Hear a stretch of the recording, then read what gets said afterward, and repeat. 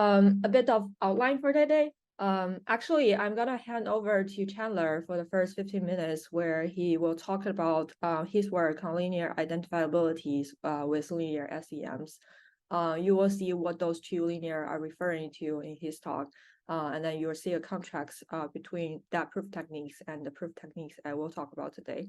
My work is going to be on polynomial identifiability with general SEMs. This is work that we will present at NeurIPS. It's a collaboration with Christian and Chandler here, and also our other collaborators from IBM and Caroline. So with that, I'm gonna first hand over to Chandler. Yeah, sorry for all the handoffs, and thanks, Jiaqi, for letting me take a little bit of the time, hopefully not even 10 minutes. But yeah, hopefully this will kind of set the stage for Jiaqi's work, and you'll see, with all of these different types of interventions that we can consider some of the similarities and the differences between the proof techniques and the types of results that we can get. So this is joint work with Anna Siegel, who is also a postdoc in our lab, now a math professor at Harvard, co-first author on this. Salil Abate, who's still in Carolyn's group with us, and postdoc on the kind of computational biology side. So he did many of the applications in this work to biological data sets, of course, Carolyn. So this is a kind of representation of the setting that we're considering kind of in all of these papers, where the stuff in the red is supposed to all be stuff that we don't know. This includes these latent variables Z that are related by a causal graph and a mixing function G. And that is giving rise to these purple variables that we do see, the observed variables, which could be high dimensional things like images X. And what we've started the talk series with after the first work, so yesterday's or last week's and today's, is when we have interventions, and I'm denoting those by these square nodes. And in particular, these works have single node interventions. So you see that they just have one child. There's a bunch of kind of formal ways to introduce these kind of square nodes into the SCM framework. So some people may call these regime indicators, or environmental settings, or context variables. But basically, the way that we can think of them working is this kind of a switch that goes between whether we have the kind of observational or natural mechanism that gives rise to the value of one of the causal variables, or if we are switching over to this interventional mechanism, which is still going to rely only on whatever parents that original node had, and that node's exogenous noise term. So this is very general and subsumes many different types of interventions, including a do intervention, which was kind of the focus of last week, which is when you set the target that you're intervening on to a constant value. So that's where this F2I function is restricted to be a constant function. Those are a subset of the class of perfect interventions, which remove the dependence on the parents. So this F2I is no longer allowed to, in this setting, depend on Z1, but is still allowed to be stochastic. And then what Jiaqi is going to talk to about today, which is soft interventions, which just arbitrarily change this target mechanism. So I'm going to talk about kind of this bridge in between soft interventions and do interventions, just for our work. And it's again going to be based on geometric signatures. Yep. Jason? Jen, are you keeping, with the soft interventions, are you keeping the same parents? Yes. Or you? Yeah, you are. Okay. I mean, technically you could remove dependence on some, but it would have to be a subset. Okay, so you can't add still parents. still a subset of the same. Yeah. Okay. Yeah. Good. Yeah. And here I am using it as like these are included. So I'm allowing soft interventions to generally include perfect interventions. I'm not kind of taking that whole space and cutting out the space of perfect interventions. In the terminology I use, this is kind of notoriously, everybody kind of has their own terminology for this in the field. So just important to like look at how the papers you're reading are defining these things.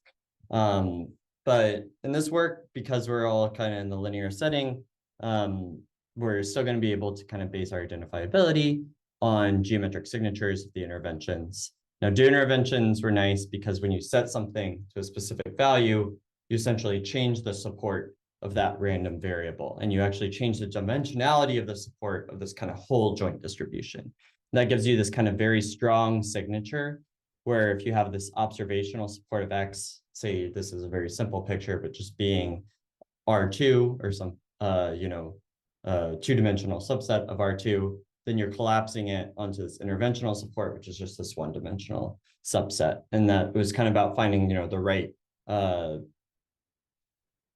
rotations of the X's so that these are actually axis aligned. But that's not going to happen for perfect interventions. After a perfect intervention, the joint distribution is still going to have full support over the space. So we're going to need to use kind of different types of geometric signatures. And in my work, we relied on, in some sense, you can see it as a structured tensor decomposition, which I'll show now. So now I'm just adding in to this picture the kind of restrictions and assumptions that we're making in our work, single node interventions, which we've already mentioned, but then these Z's being relayed by a linear structural causal model, and this mixing function also being a linear mixing function. And in particular, what this is going to look like is that in context K, so K is going to represent one of these interventions happening. Z is going to be able to be written as, this is basically just taking the kind of set of equations that we would write out and putting it into this matrix vector form. So Z can be written as a linear combination of the other Z variables. This AK, the structure of it reflects the causal graph, plus some, and here I'm just kind of normalizing so that the epsilons can have unit variance and all of their variance is pulled out into this omega K term. And then we can rewrite this equation and show that Z is equal to some BK inverse times epsilon.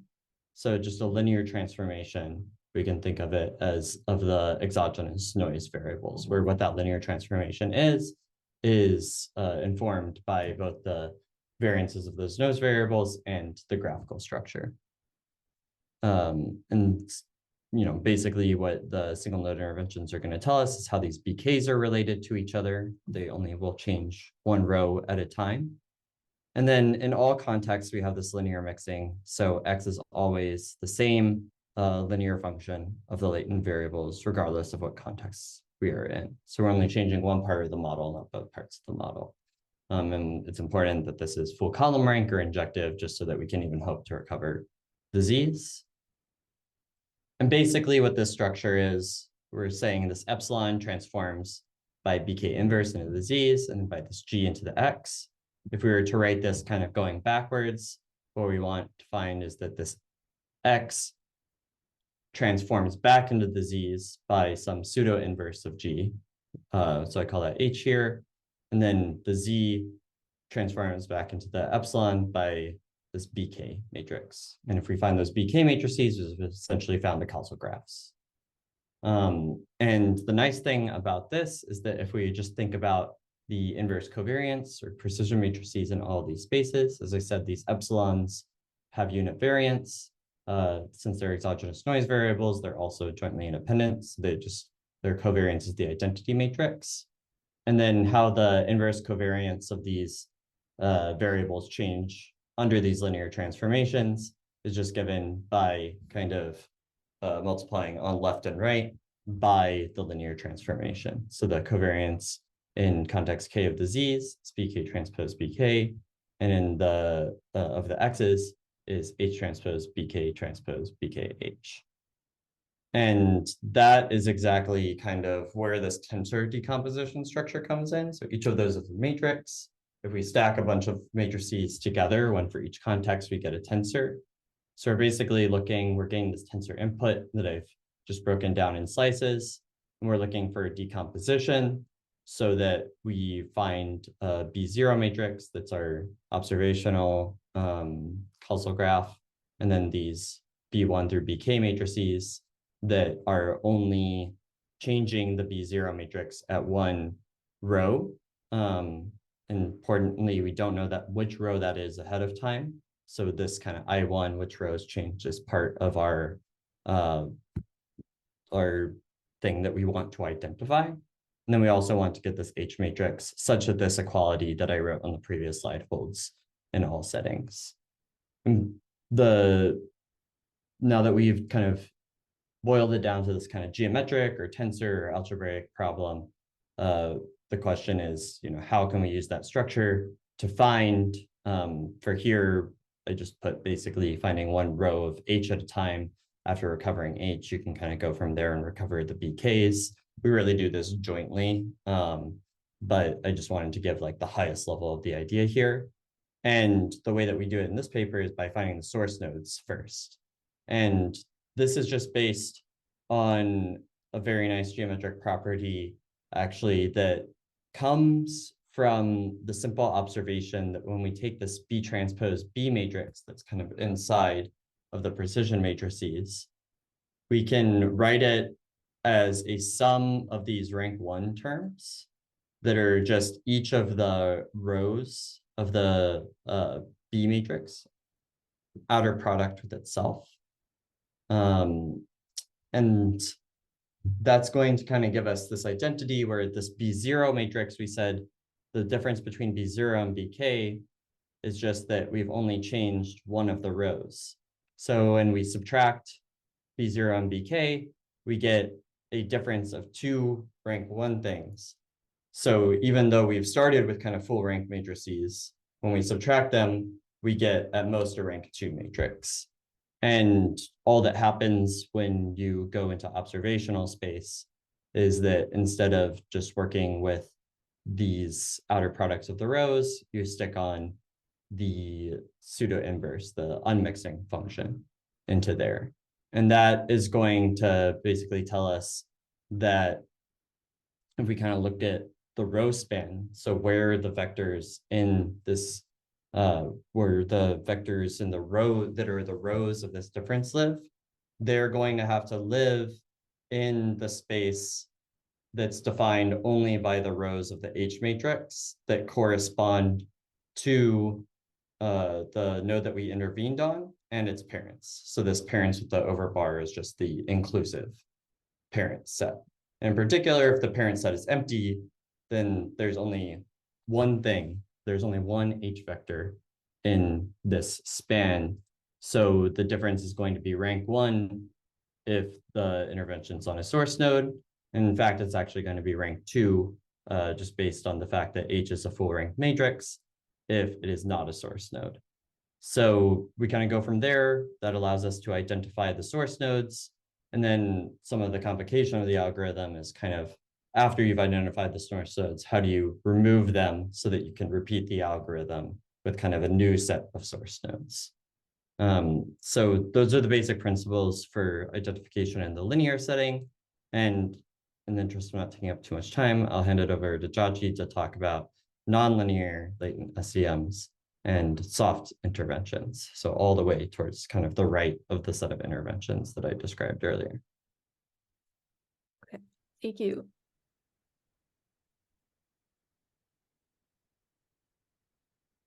All right, I'll go back to my slides. Sorry, let me hide the meeting control so I can see it. I will talk about polynomial identifiability with general SEMs and soft interventions. Regarding the polynomial identifiability, it's different from the previous work in the sense that instead of assuming that the mixing function is linear, we actually assume full row rank polynomial. And that's something that was inspired or actually borrowed from previous work by Kartik, Divyad, and also Ishin and Yoshua here. So regarding here, I'm going to first talk about the setting, which will take a little bit longer because I want to also touch upon the genetic perturbations that we study. So try to introduce that problem so people understand. And then I will talk about the identifiability result. Mostly I will talk about the theorem statement, and then I'll give the proof sketch so you can get a bigger picture idea of how the proof works. And then for the details, later on when you read the appendix, it will be easier to understand if you want. Then I'll talk about the algorithm, which is how do we design a scalable method to be applicable to the actual applications that we care about. Then I'll quickly go through the results, then I will conclude. So I want to set the stage a little bit basic. I just want to make sure that we are all using the same language because there are so many different languages in causal inference. So in this work, we're mostly going to be following Pearl's structural causal model framework. So I'll be using this 4-node example to illustrate this. So when we consider causal relationships, we're actually considering causal relationships that are given by a directly acyclic network like this. In this network, each node is associated with a random variable, which is a scalar in this case. And then each random variable, it will depend on its parents and some exogenous noise variable. What I mean by this is in this 4-node example, x1 will just be a function of its exogenous noise, and then xu will also, because it doesn't have any parents, will also be a function of exogenous noise. And then x3 is a function of its parents, x1 and xu, and some exogenous noise. And then x4 would be a function of x3 and some exogenous noise to itself. Usually the exogenous noise, they're assumed to be mutually independent. And then this formulation is sometimes implicitly defined in the Markov factorization of their joint distribution, which is mainly the thing I was using in my paper. So I didn't exactly explicitly roll out the structural equation models, but it's actually embedded in this joint distribution.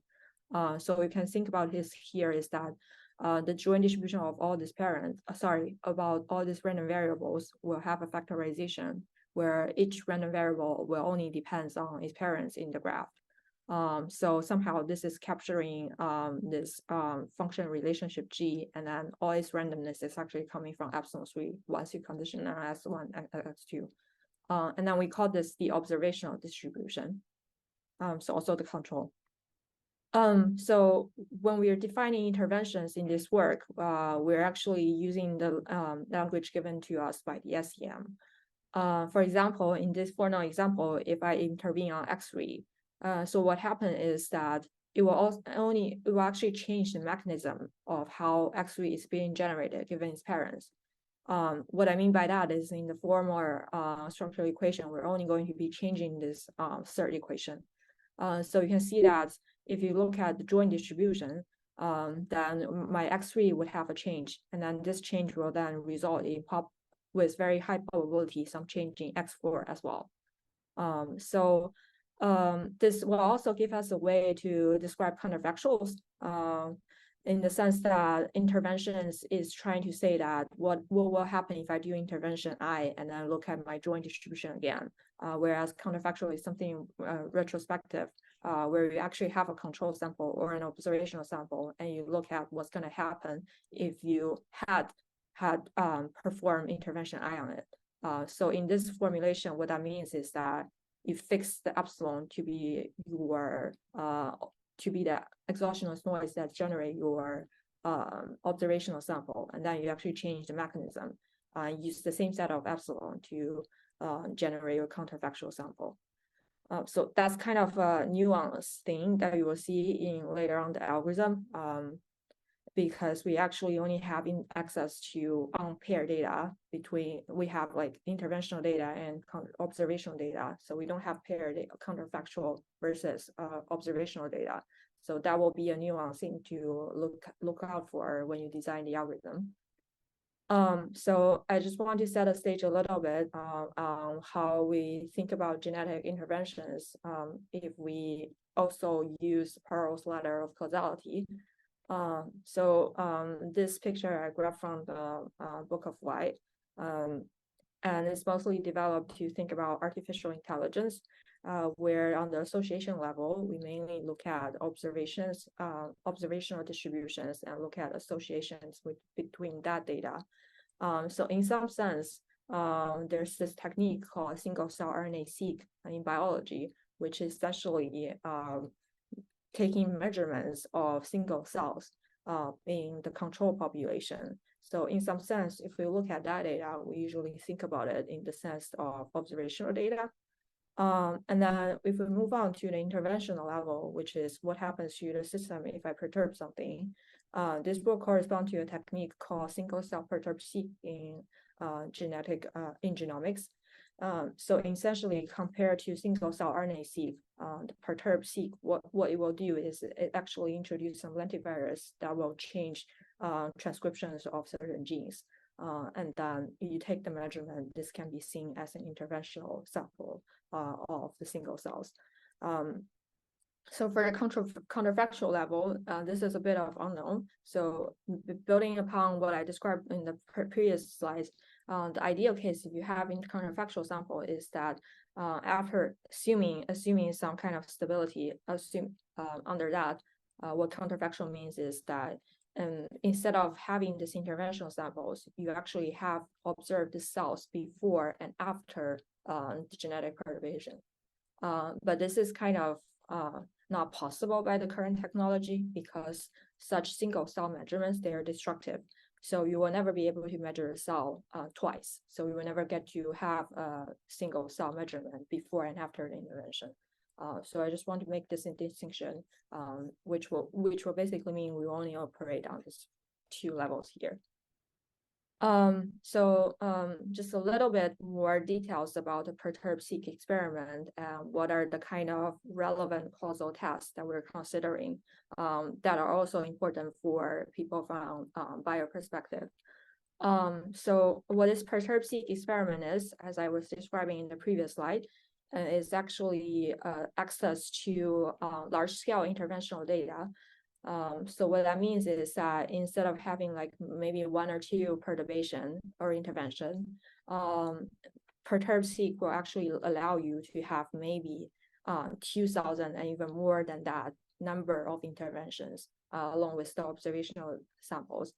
And how that works is that when you grow a pool of cells and then you inject some kind of lentivirus into the plate, and then each lentivirus will go into the cell randomly. And then after taking the measurement, what you get is a cell by gene matrix where each row here corresponds to one cell and the gene expression of that one cell. This is usually very high dimensional. It will contain maybe like up to 21,000 genes. And then along with this cell by gene matrix, you also have a guide barcode. So what this means is that with this gene, this guide barcode will tell you what perturbation it received. So this is guide barcode that you can read from some barcode on the lentivirus that you introduce to the cell. So after taking this big measurement, you can actually subset it where each subset will correspond to one distribution. It can either be the observational distribution, which is no perturbation at all, or it can be an interventional distribution where you perturb a certain gene, and you will know the gene name from this guide barcode. A relevant task here is how do we use this existing data to learn generative model for the cell by gene matrix and actually having that to extrapolate to new interventions. So what I mean by that in illustration is, for example, I have all the measurements from single gene perturbations. Then I want to maybe have a model that will tell me under certain assumptions, how does this extrapolate to combinations of the single gene interventions. So what that means is that I assume this is a given, it can receive the barcode like this, and now I want to just fill in this matrix here. So this is kind of important in the sense that taking this measurement is kind of very costly, although we can do genome-wide, but then that can take months of efforts. And then genome-wide in the sense that we only take single gene perturbations, and because there are 27,000 genes, that's a lot of perturbation already. And then if you want to go up to higher combinatorial perturbations, the search space is higher, and it will not be possible to do them all. Although if you give it 10 years, it could be. And then the question here is that how do we maybe come up with a model with how the combinatorial perturbation will look like? And that probably gives us a better guidance of how to do the experiment. So I just want to briefly mention that we also have an experimental design problem, which is kind of a toy, assuming the given causal graph. And this is here, this is just published in Nature Machine Intelligence. I invite you to check it out as well. But I'll move back to topic here. So I will just do a little bit contrast of how the CRL setting compared to the fully observed setting. And hopefully in the fully observed settings, I will describe some intuitions and the proving techniques that you will be seeing in the CRL setting as well, which is kind of the foundation of how we develop our proof. So I'll still be using this four-node graph. So what I mean by fully observed setting is that we assume the general causal structure learning framework, which is all the causal variables themselves are observed. And then what we have from here is that this graphical model, it actually entails a set of conditional independence relationship. This is fully described by this separation. So what this means is on this graph is that x1 and x2, they're separated from x4 given x3. And then another example is, since there's open path here, x1 and x4, they will not be independent. So what this means is that actually the graph structure, it will entail some kind of structure in the data, the conditional independence in the data that we will be seeing. And then what we actually want to do is the reverse way, because we're assuming the graph is unknown. We want to do the reverse way, which is that data to graph. So this is actually given by the faithfulness assumption, which you can show that under certain assumptions, it has measure 1 of satisfying. So what this faithfulness assumption is assuming is that aside from the conditional independence relationship that are fully described by this separation, there is no additional conditional independence. What this means is that all the conditional independence you will be seeing in the data is actually coming from some graphical relations. So under this assumption, it will give you a way to go from that data to graph. And that's actually what we want. And I want to briefly say a little bit words about how this plays out when you have interventions. So for example, I'm intervening again on X3. So what this happens is, by the definition I give in the previous few slides, an intervention, it can only have an effect on the downstream nodes of this intervened node. So somehow this is also giving you kind of a graph to data relationship, where looking at a graph, you know that the marginal distribution of x1 and x2, they won't change. But then you want to go the other way.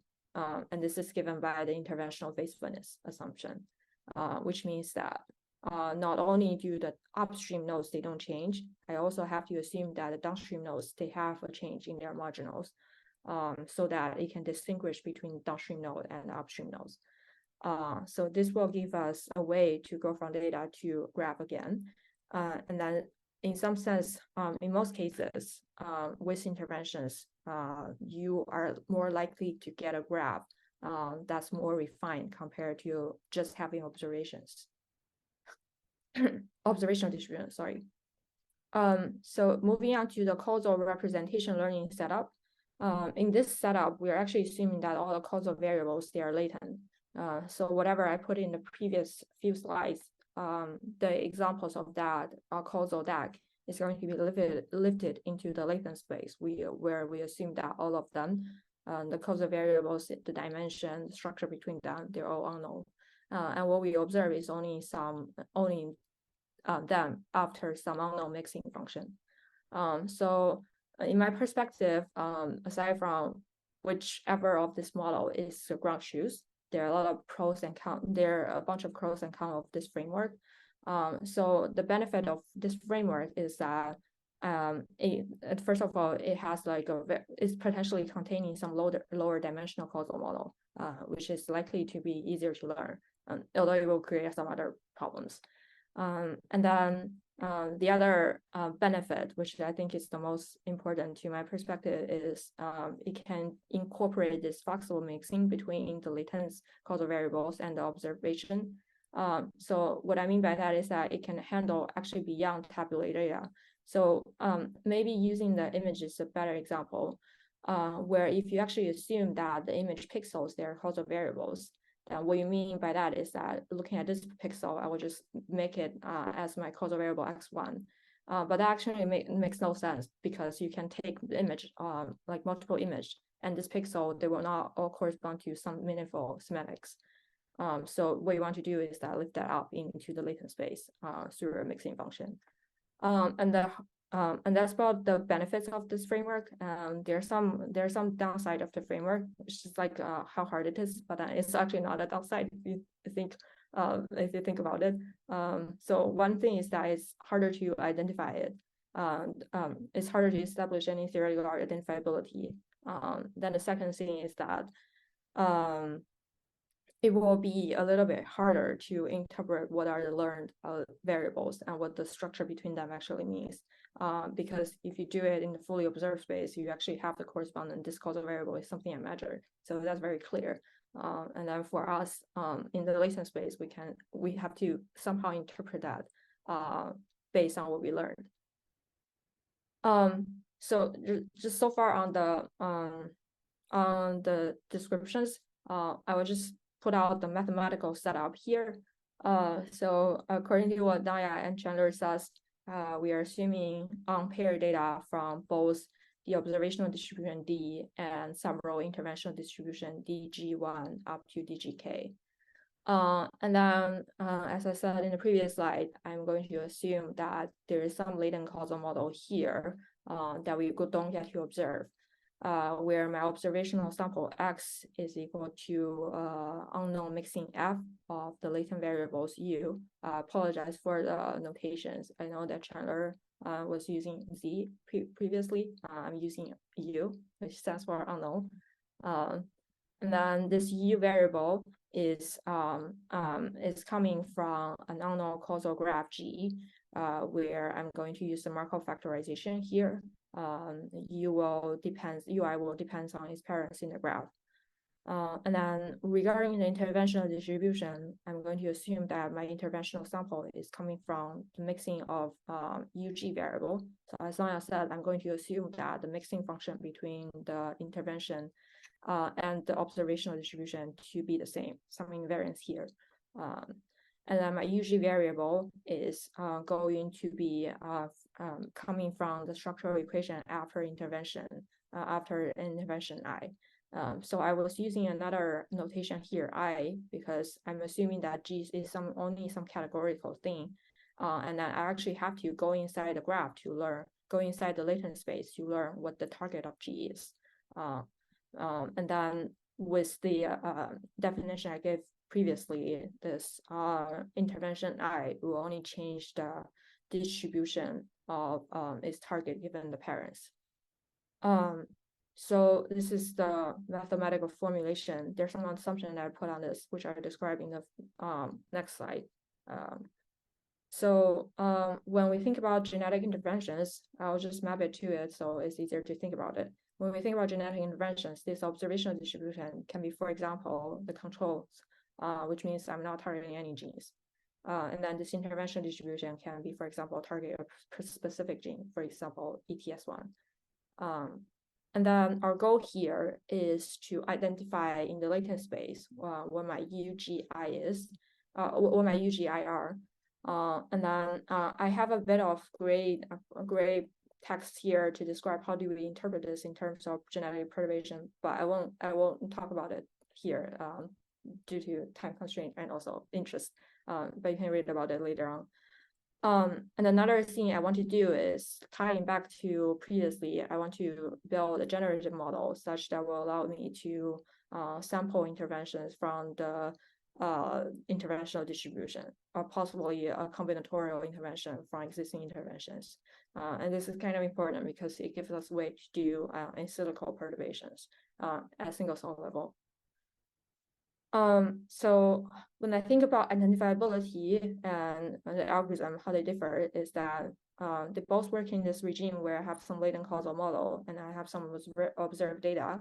And the identifiability group is trying to answer the question, is the latent model that explain my data unique up to some transformations?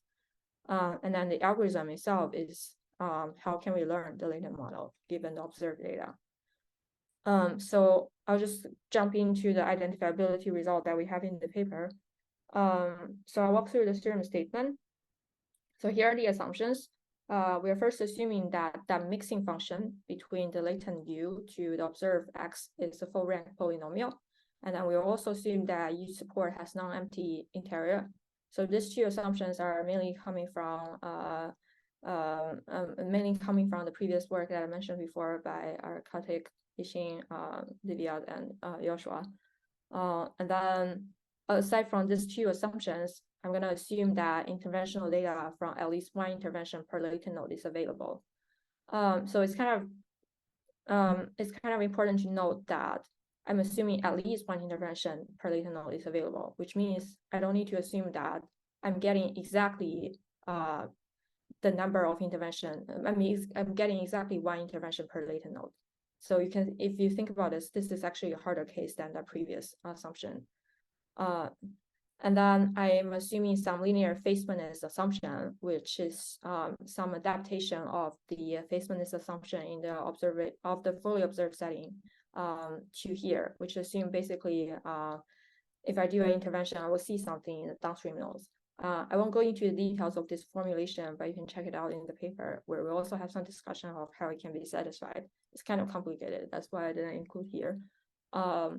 And then if we assume all of this, the result that we're getting is that the latent intervention targets I and the causal structure G between this latent variables, they are identifiable up to permutation. Note that I don't say too much about how the latent variables can be identified up to themselves because they actually cannot. You will be able to read it in the paper in the sense that for downstream U, you cannot actually distinguish U from U and some combination of its parents, actually ancestors. So I'll give the proof sketch here. As I was saying, this first two assumptions of the full rank polynomial and the support having non-empty interior is to give rise to this linear identifiability. And this is mainly borrowed from this work here. What these two things will actually mean is that I will have some polynomial f that's invertible. And then I have a full support U here, and I'm mapping it to after some polynomial. Then I can check the dimension of the map space in the X observed space. That will be able to tell me what's the actual dimension of the latent U. And then with the invertibility and the polynomial assumption, I can use the fundamental theorem of algebra to just map it back to some linear transformation of U. And that what that means is that I will be able to identify U up to a linear transformation of itself. So I will be able to get some U hat equals to U times matrix gamma, an invertible matrix gamma. And then what follows through this first step are, I guess, the main contributions of this paper, which is, I'll briefly introduce the ideas behind the proof here.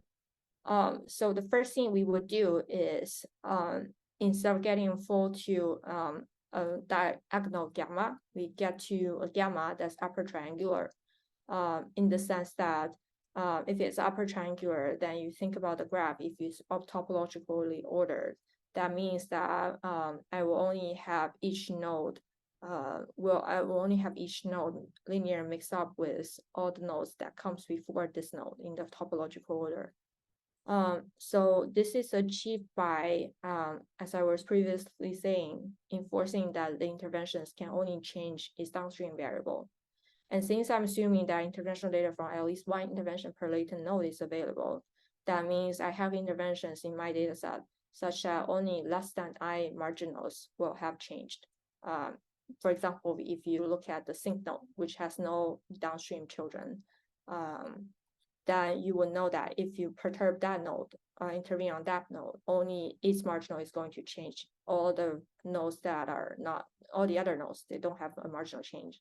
So that node will correspond to one marginal change. And if you go up, then there is node that have less than 2 marginal changes and all the way up. And then if you enforce this in your identified latent representation you had, you can actually prove that gamma is upper triangular. This is very hard to prove, but the general idea is just enforcing the interventions will only have changed their downstream variables, which is very similar to the observational case. And then the next step would be, since I get it to be upper triangular, how do I get it to be diagonal? And what happens with diagonal, or like close to diagonal, actually not diagonal, not fully diagonal because of the unidentifiability of U itself. So the step to get to almost diagonal is by enforcing that the number of changes like this will, the number of changes will be minimum. And that's what we call Sparse's topological representation independence. And then after getting this, just say like the simplest case, where you get gamma to be diagonal, then what that means is you observe the latent variables up to some alpha transformation of themselves. Then what happens is you can just treat your U hat as the causal variable and do causal discovery like you would do in the fully observed setting. That would just give you the graph. So this is a bit of how we go through the proof of the theorem. And one important task or some kind of downstream effect of this is the combinatorial extrapolation argument, which is by saying that once the latent causal model is identified, in fact, we don't need to fully identify that, like some transitive closure would be enough. Then there is a procedure that will allow us to generate samples from combinatorial interventions. If those interventions, they have non-overlapping targets. So I won't go into the details of how to prove this, but I will give the definition for combinatorial intervention just for clarity. So this is the model that we have previously for the single node interventions, where we have XG of mixing UG, and UG is distribution factorized according to PUI given its parents in the observational setting, and then the interventional distribution specific to this intervention. So what I mean by combinatorial intervention, the definition is that I have multiple GI up to GK, and then I will still have the same mixing here, but instead of having this factorization of the latent variables given its parents, I will have some factorization that looks like this, where I'm keeping out the observational mechanism of UI given its parents. And for the interventional mechanism of UI given its parents, I will just look for if this I is perturbed in one of this intervention, and I will change the mechanism according to that. So it's kind of important that the latent targets, they don't overlap. So this is well defined. And then what the theorem tells you is that you can, once it's identified up to some transitive closure or whatever that we have in the paper, then you can generate XG1 up to GK following some procedure. So this is all of the theoretical results, main theoretical results. And then in this paper, we actually developed some discrepancy-based variational autoencoder framework to learn it. So I won't go too much into the details of the algorithm, but then I will just describe what are its inputs and outputs and how do we train it. So the input to this discrepancy-based VAE is kind of important to note that we only input the control samples, the observational samples, and then we encode some kind of perturbation label. And there's a whole process of getting to the exogenous noise and changing that according to graph, and then somehow encode that. But I won't talk about it. The outcome of this variational autoencoder is what we call a virtual counterfactual sample of X. What will happen to it after the intervention G. Yeah, so this is the detail. I won't talk about this. So the way to train it is that for the single cell example, I will input some control cells here. I will also encode the corresponding perturbation. then I will generate some kind of control cells perturbation. Apologize for this X. This always happens. I don't know how to fix it. I fixed it last night, but it's still showing not the right picture. I want to show this shot cell with the correct orientation here with the red arrow here. So when you actually train it, because we don't have exactly this cell after the page perturbation, so it's kind of impossible to train it by just grabbing one random sample from the intervention and compare it to that. If you do that, then you will likely, I think, you'll only be able to get the interventional mean. So you cannot compare that. But if you input multiple control cells here and generate multiple interventional samples here, what we can do is we can compare this multiple sample versus the ground truth interventional samples in distribution. And that's where the discrepancy is coming from. And I'll give the credit to Christian, who figured out a lot of the details of how to make this work. In the eventual loss function here, instead of having the standard variational autoencoder loss, you will also have a distribution loss here, which is measuring a group of samples from the group of interventional sample versus the ground truth interventional sample. And then you have some sparsity with the latent space, but I won't talk about that. And the overall schematic is that you input the control cell sample, you input the perturbed cell sample, and then you pass it through to get a virtual counterfactual sample. So I would talk a little bit about how we apply it to the genetic perturbation. There is a bit about the learned program, which is related to how we interpret the latent variables and the structure between them. I won't talk about this as well. Sorry. I will mainly talk about this in silico perturbation thing, which is how do we look at the generated samples from the interventions. So we have some results on the single node perturbations on this slide. So what happens when we apply in the algorithm is that we're only fitting 105 single node perturbations to the variational autoencoder. And then we're asking it to generate samples from this training single node perturbations. And then later on, I will talk about the zero shot extrapolation to double gene perturbations. So we can see that it's quite scalable. This is the UMAP. So it's a high dimensional vector expression vector. And then biologists love to look at the UMAPs. So this is kind of a 2D representation of that high dimensional expression vector. Each dot here would represent a cell. So I leave out some training samples, and I was trying to generate that samples for single gene perturbation here. So you can look for this. The gray blob is all of the control samples, which takes up the whole space. And what the intervention usually do, if they have an effect on this data set, it will just move the gray dot to a smaller part here. So you can see that the generated cells, which are orange, they kind of overlap with the actual cells in this space that they cluster at this part. It's more apparent if you look at this side by side. This is in training. You can see it kind of looks exactly the same subcluster, which is good. You can also look at the overall statistics. There are some statistics regarding the mean of the interventional distribution predicted. And there's also the MMD, so it's a kernel optimal transport loss between the generated interventional distribution versus the ground truth. And then what you can do is actually put that combinatorial extrapolation into practice.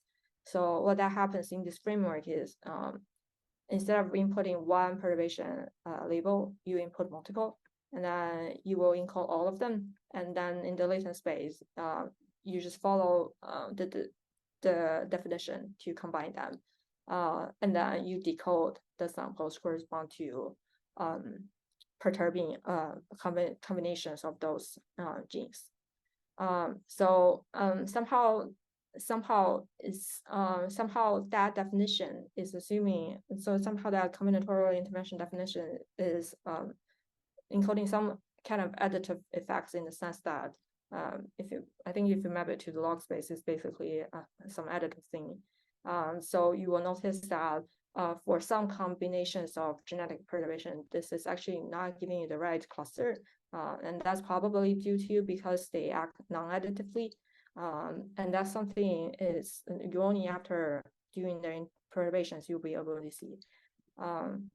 So here's some results on the multi-gene perturbations. It's basically a combination of 2 genes in the training set. So I'm never giving out any samples from these combinations. I'm just directly zero-shot predicting it based on that previous framework. So you can see that it kind of overlaps for certain combinations like ETS32 plus this and then this. And then for this, it doesn't really work, probably due to this non-additive, or maybe just like one of them doesn't work. And I can see more examples here where this works, this doesn't work. And I have the full 133 UMAPs in my code base if you're interested in looking at that. And then you can look at overall statistics as well. So I think that's basically all I want to talk about today. I'll conclude now.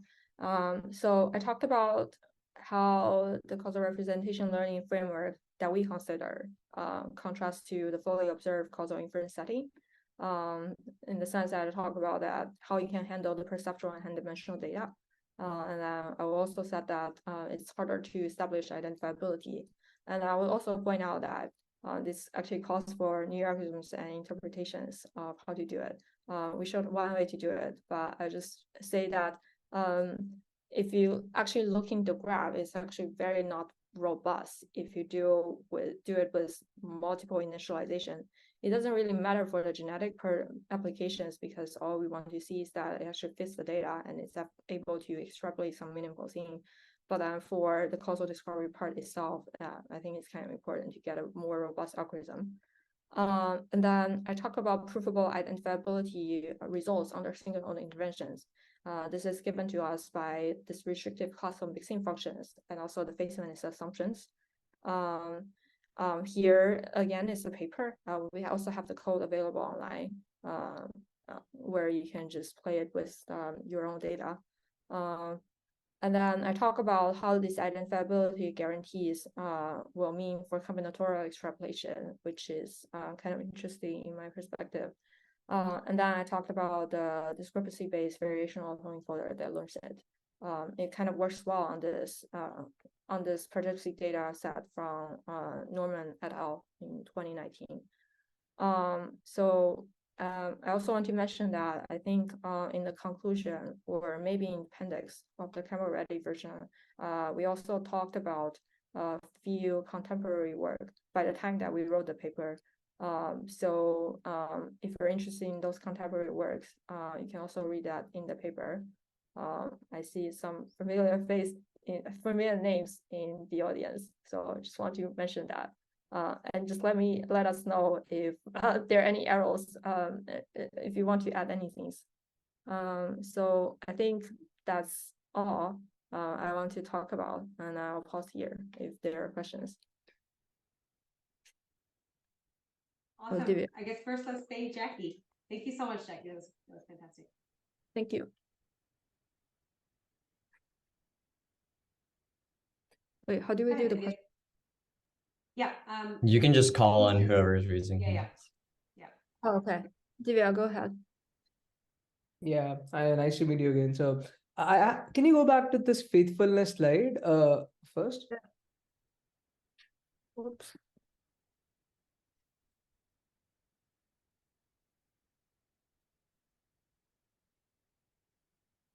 You mean here, or you want to look at the theorem statement? Yeah.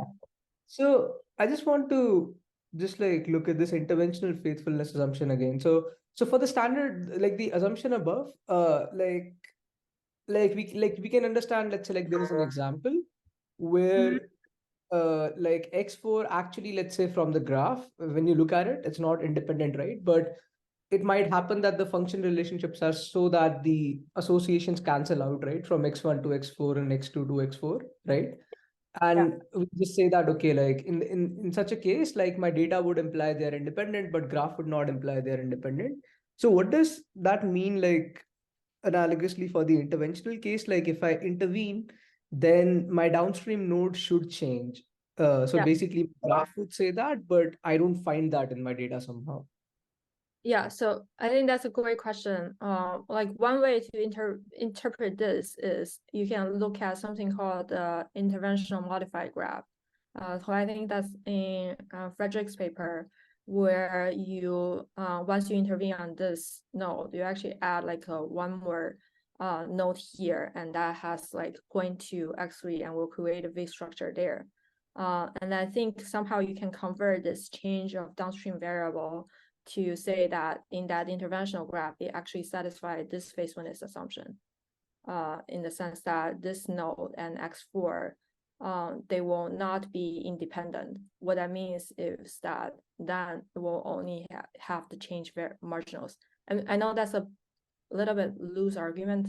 You actually need to look into it a little bit carefully yourself, but I think that's the way where you can interpret this using the faithfulness assumption here. Yeah, That makes sense. sounds good. Okay. And I think the next question I had was about basically like actually so like do we know that let's say like in the data set where we experiment on the perturb seq one, that the Mhm. interventions are actually soft interventions? Like how about we just like train a method that like models them as hard interventions? Like would that method do very bad? Like is there evidence for that? Or Yeah, that's a great question. So I'm using soft intervention in this case because it's called CRISPR-I experiments. So if that works, ideally it will knock down the expression of that corresponding gene. There's another experiment called CRISPR-KO, which knocks out the gene completely. That's more like a hard intervention. But in some scenarios that doesn't work. It's because when you measure the guide, it actually doesn't do the cutting there. So I would think that using a soft intervention to model that as well would be better. But you have to try it on the data and then tell if that's the case yourself. So here it's more like a soft intervention. let's see. And yeah, my final question was about like the combinatorial intervention slide. So where you were mentioning that, like sometimes we have to add the effect of interventions. I think then yeah, maybe the next one, but I was just wondering, let's say like if you have okay, yes, this one. So let's say if there are I1 and I2 such that I intervene Z2 and then I intervene Z4. So like that would sort of be like a funny scenario, right? Like, like I have to decide in which order I'm intervening on, like, Oh, or yeah, okay. no. What I mean by that is just by definition is a little bit additive. By definition, when I intervene on those nodes, I'm only changing the mechanism of those. But it's going to be this. So there, by definition, it doesn't really matter the order of your perturbation because it's only going to be replacing the mechanism of those nodes. So somehow this definition will not be able to handle the case where if you intervene on Y1 and then I2, how that differs from if you intervene on I2 and then I1. So that's what I actually mean by additive effect, is something coming from the definition. And then by this definition, you cannot handle that case. All right. Yeah. Sounds. And yeah, one final question is just like I kind of missed like, so what is the input to the perturbed encoder? So like the encoder gets, let's say, like your observational sample, and the perturbed encoder, like what's the input to that? Oh, I just used some category called one hot thing. Because it's all G names, so I just create like a one hot dictionary for those. It's just modeling which node you're going to intervene on. That's it. Not exactly which node, because the nodes are kind of implicit, but you can, if you fix the order, then it should be just the node. It's the one hot for the gene, because the genes, they can have the same, the different genes, they can have the same target in the latent space. So it's not really the which node in the latent space you're perturbing, if that makes sense. Yeah, thanks. Got it. Yeah, no problem. Jason, you're muted. Sorry. Thanks for a great talk. This is really cool, and it's really cool that you're doing real stuff with causal representation learning. I think too many of us spend too much time on simulated data. So two questions. First, can you expand on this additive effects assumption here? So because I'm just trying to figure out how this interplays with the polynomial that you were assuming. So how do these two things combine? Yeah, so these two things are separate. The polynomial is the mapping between this to the observed space. The additive thing here is, I guess I shouldn't put additive effects here because it's Maybe kind of like modular or yeah, like modular would be a better. Thank you, Chandler. In the sense that I'm only going to be assumed that those two interventions, they will only change the mechanism of those target nodes independently. So I guess you can have like a case where if you intervene on say like Z4 and Z3 together, then the mechanism from Z4 will actually change because of the mechanism you change here. But that would not be captured by this definition where the change they are modular. So I'm not sure how to capture what's the right definition for those kind of interventions are. But I will look into that later and if I can come up with a better I mean, we've thought about this a bunch because we like, so so in this example, like if you intervene on Z2 and Z3, we swap out those mechanisms. It still can be the case that we can have no idea what's going to happen when I intervene on both because of this, they have this common child. So the kind of the example, like the stylized example that we often go back to in the bio case is just like these synthetic lethality relationships, where if I knock out one gene, the cell's fine. If I knock out another gene, the cell's fine. But if I knock out both, then the cell dies. And so it's really a statement about the mechanism associated with Z4, which we're not touching. But we can only kind of discover that it has this sort of dual dependence by doing this double experiment. So I think, and I'm sort of trying to map that into the when you think this works and when it doesn't. Yeah, I think that's very interesting because like one way to think about this is that since like now I'm not constraining to be just nodes just being genes, it can be a group of genes. So maybe what about this is like it's in that lethality, you like group gene 1 and gene 2 to like one single variable. And only when you knock them both out, you will set that variable to 0, which will kill yourself. I see. So I see. Yeah. Yeah. But it's a little bit it's a little bit ill-defined because like when you group those two genes together, you're still using one scalar you're using one scalar variable to describe it. So it has to be recurring it. We should chat offline at some stage because I think we're thinking about similar things. I'm going to let others. I wanted to hear about the gene programs as well, but I'll let others go. There are lots of questions. Yeah, cool. There are 2 questions. Whichever wants to go first. Okay, I'm going first. Thank you for the great talk. Can you hear? Yes, I can hear. I want to ask 2 things. First, could you go back to your adjacence faithfulness assumption? Here? Or I think here. So I recall it may be an earlier version, maybe not your camera ready version, but I recall you had assumption 2 and assumption 3. The first one was kind of some non-linearity. Actually, I had something similar in my paper as well. But then you had assumption 3, which was a bit difficult to parse for me. And I think you showed that it is satisfied for the polytrees. Yes. But do you think it is like strictly tied to some graphical structures, or it can be explained by some again, some properties of the latent model, not just the graph structure, but like, for instance, noise distribution or the functions between the parents and the intervened node. Like the Yeah, first one was easier to understand, but that one I couldn't really connect how it is connected to interventional faithfulness. I know it's just an analogy. yeah. Do you Uh, have more intuition, or sorry if it is a bit yeah, no worries. I think good question. yeah, that's a very good question. It's a very deep question.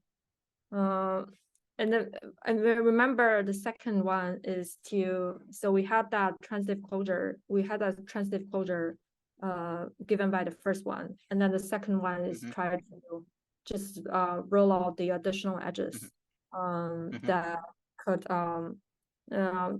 that you connect because they have some paths to it. I give the example of polytree because in polytree between two nodes you only have one path, so it's gonna be easier to win the polytree to map that assumption to the functional mechanism relationships. So That's what I kind of wanted to ask. Like, do you think it is kind of specific to trees due to there is only one path, or it can be extended, but it would be just a bit messy? Yeah, I think it can be extended, but it will just be messy. I use the polytree because the mechanism won't just be explained by one, and then I can easily prove that that's the case. But then if you do it in general, it will be messy, but I think it can be extended. Okay, thank you. And my second question is, for your disturbed VAE algorithm, the paper explains some consistency properties, but I didn't read the details, but could you talk a bit about, like, in practice, because you explained a lot of gene experiments, Yeah. do you see basically an increase in the performance if you have more samples? Like, how do you see the consistency effect in practice? In practice, I did not experiment with like reducing the number of samples and whatever. So the consistency part is mainly from that nonlinear ICA paper where they prove that if the sample goes to infinity, it's like in their last theorem 4 or something, that they prove that it also achieve consistency. It's coming from there, the proof. But then in reality, I didn't really test out how it will change if you modify the number of samples. This is actually the perturb-seq experiments is very limited samples. In each intervention, you only have 100. In some interventions, you only have 100 samples. So I think there's very little space. And then to compute the MMD, you need like maybe at least 32 samples in one batch. So it's kind of limited in that sense. But then, yeah, I think that's really what I want to say. But then I think the one thing that we could have done better better experimented with like synthetic data.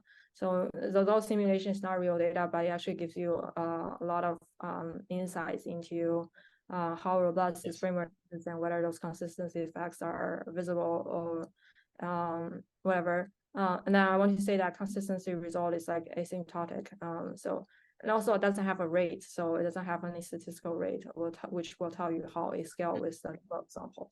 So that's kind of the limitations of the current consistency results. If that answers partially the question. Yes. Yeah. Thank you very much. Yeah, no problem. Daya, sorry. Great. Thank you so much again, Jiaqi. Can we go back to slide 13 on identifiability? Yeah. Yeah. So I wanted to ask just clarification on the identifiability result for the variables themselves.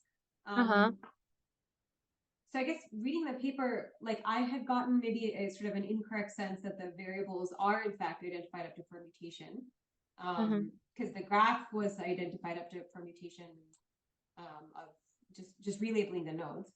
Yeah. But then here you have gamma diagonal, but then when you were speaking, you were like it's like almost diagonal. It's not necessarily diagonal. So I'm just So I guess what is the indeterminacy? Yeah. So it's easier if you think about two nodes. you have U1 and U2. And then U1 is pointing to U2. And then if you have intervention both on U1 and U2, you can identify like it's intervening U1, U2, and it's have this edge here. But then for U2, you cannot tell the difference from U2 self and U2 plus U1. So then you will have gamma that's like upper triangular where it's convolving with U1. And this will only happen for the direct relationships. The reason you cannot tell is because you're now doing a soft intervention. And because you don't know its form, it's likely going to be like anything. So that's where it's coming from. So Perfect. Okay. Great. Thanks. Great. Thank you so much, Jiaqi. That's clear. No problem. I don't want to take up too much more of your time. So maybe if anybody has one final question, and then the rest we could do through email or some other time. Yeah. I have like a very sort of like a weird question, but so it's like in this setup, like the experiment, like the data set. So we Yeah. have the image of the cell, and then we, let's say, like do intervention via some method, and then we observe that image again. Like, but at the same time, we can measure, like we can also measure, let's say, like the latent space corresponding to those images or the gene measurements, right? Is that the setup? Like we get to observe both the latent and the image? Oh no. It's I apologize. If I had time, I would go through the interpretation. But then the interpretation that we have is that this is a group of genes. So you never know like which group this is. And for the image, it's probably more clear. This can be, for example, the nuclei. And then just by looking at the image, you have no computational tool to tell you this part of the image. So you need to build that map from this image to the nuclei. You learn that map.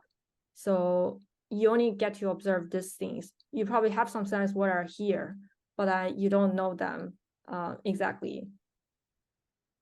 I don't think that I don't think my answer is Yeah, I was Yeah, just I'm not sure what the question was, but it's an unsupervised learning problem. There's no supervision on what the latent space is. right. Like, yeah, I was just wondering, like, if you like, so like this matrix that you draw, right? Like the gene versus, I guess, like the cell matrix. So that matrix is like essentially like what you're inferring, and there is no way to actually like measure that like directly via any experimental method. Like, Oh, you mean this matrix? yeah. Yeah, we measure that. That's where you get the measurements. So you do RNA-seq, and then you have feeling you know what this matrix is. So there could also be like we could also frame the problem by just like working in this basis, right? Like you measure this matrix, and now Yeah. you want to say learn the causal model, which can predict the effect of interventions. So Yeah, you can directly operate in that sense where you treat each gene as an intervention. So sorry, you treat each gene as a causal variable. But that's a higher dimensional problem because you have 20,000 or 21,000 genes. 21,000 protein encoding genes in human. That's the exact number that I learned yesterday. So, yeah, you have a higher dimensional problem. So not saying that that's not the way to go about it, but I'm just saying computationally it could be hard. Mhm.